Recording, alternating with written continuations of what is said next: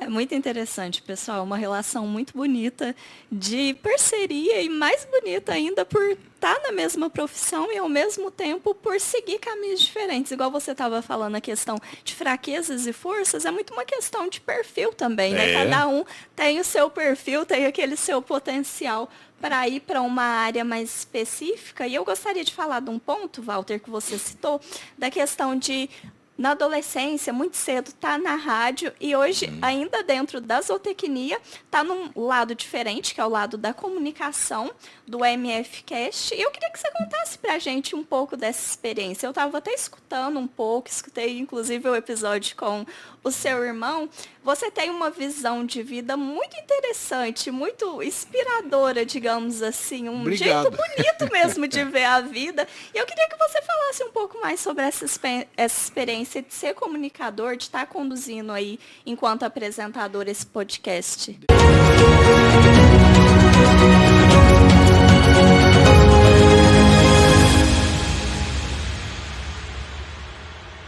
Deixa eu fazer só uma observação antes dele responder. O Júnior, como ele disse, com 13 anos ele já estava na Rádio Sete Colinas. Muita coisa que é feito hoje, há 40 anos atrás, 45 anos atrás, o Júnior já fazia. Então, ele estava muito à frente do Do tempo. tempo. Eu vou falar de duas coisas que você falou. Você falou do inspirador aí e tal.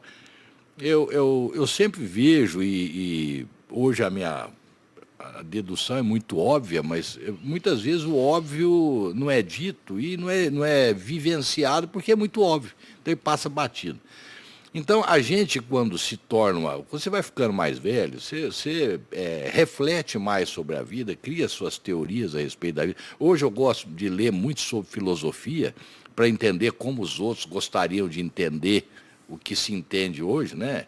E você desenvolve as suas teorias. Eu estou até pensando, estou começando a montar para poder fazer um livro sobre análise de filosofia, né? Analisando como leigo o que esse pessoal de filosofia falava. Então, para mim, o filósofo, a primeira conclusão que eu tive é aquele cara que fala de tudo sem entender de nada. Né? Então, essa é uma característica do filósofo. Eu faço sem entender de nada, eu estou forçando a barra, mas é uma coisa muito superficial. Então, mas o que é um ser humano? O que a gente é? A gente nada mais é que, a grosso modo, um Frankenstein. Porque você não nasce você. Você vai se formando e se moldando à medida das relações que você cria, dos ambientes que você frequenta, e isso vai te fazendo como pessoa. Então você tira conclusões dos relacionamentos que você tem, das relações que você tem, te formando. E você aí forma teorias a partir daí. Então, esses fragmentos que nós absorvemos, isso é muito importante, eu acho, principalmente para quem é mais novo e está vendo e ouvindo a gente, ver o seguinte: se a gente é uma coleção daquilo que a gente aprende com os outros, então é muito fácil de você se tornar uma boa pessoa e um bom profissional. Basta se cercar de pessoas que vão contribuir para o seu crescimento e não para o seu descenso. O que é importante de hoje em diante na sua vida? É poder sentar numa roda e falar qual a cerveja que te deixa com menos ressaca, a cachaça que te deixa menos bêbado, ou qual é a teoria que vai ajudar um produtor rural a crescer e, consequentemente, você como profissional. Então, é uma escolha que você tem baseado na sua experiência de convivência. Então, convivam com pessoas sempre melhores que você. O meu tio tinha um papelzinho, meu tio foi-se embora muito cedo, com 23 anos, ele tinha um papelzinho na carteira dele. E nessa carteira dizia a seguinte frase: é preferível ser um pequeno entre os grandes do que ser um grande só por estar entre pequenos. Então, busca sempre alguém melhor que você vai poder. Porque naturalmente, um dia você vai ser uma dessas referências e vai ser buscado para compor a vida de outros. E quando essa questão da... Eu sempre quis trabalhar, eu queria dinheiro, né? Eu queria dinheiro para gastar com porcaria. Não era nada. Eu nunca fui um empreendedor, não tenho a menor condição de ser. Hoje eu trabalho no MF Rural, lá no MF Cash com o Roberto. O Roberto é um empreendedor de mão cheia. E aí o brinco fala o seguinte: se você der 3 milhões para mim, 3 milhões para o Roberto, ele multiplica. Daqui um ano eu tenho 1 e ele tem 6. Eu não sou empreendedor. Porém, pode ter certeza que para ele ganhar os 6 fui eu que ajudei. Minha parte é executiva. Então, quando você se reconhece, é muito mais gostoso de você crescer na vida. E você reconhece seus limites.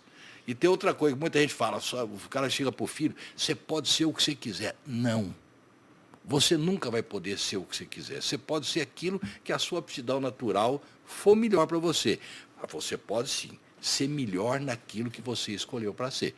Mas eu não vou ser jogador de basquete, eu sou baixinho. Eu não vou ser jogador de vôlei, não cabe mais na rede. Então você tem que reconhecer seu limite para você não ser frustrado. Porque se você fala, você pode ser o que você quiser, você vai ser 99% das vezes frustrado.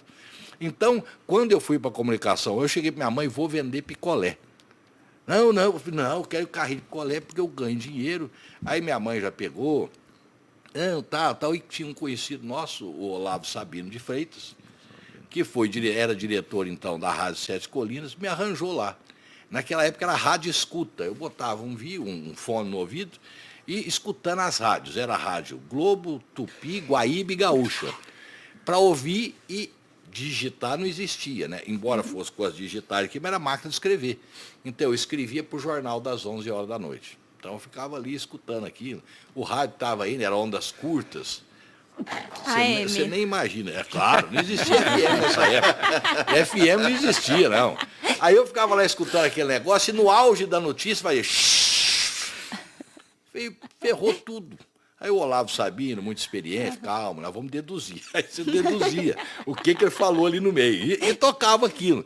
E eu adorava a comunicação, porque, como eu falei, para mim era uma diversão. Eu me divertia fazendo aquilo, era gostoso demais. E hoje, com o tempo passando, me voltou essa oportunidade, através do MF Rural, que me proporcionou isso. E eu conversando com o Roberto, a gente viajando muito junto, precisamos fazer um podcast. Será que dá? Será que não dá? Vamos para São Paulo. Aí fomos olhar a sala em São Paulo para poder alugar, porque seria o lugar com mais gente disponível para a gente levar. E aí o irmão dele, que é o Renato é eu costumo brincar, ele é o chato dos irmãos. São 6. Ele é chato porque ele é detalhista ao extremo. Vamos analisar.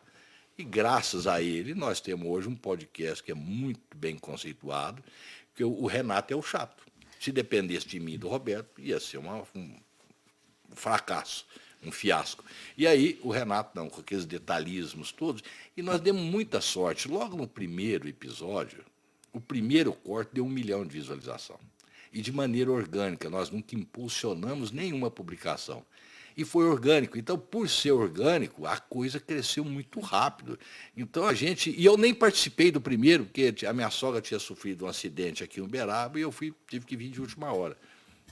Mas, essa questão do podcast, ela também é um formador de Frankenstein.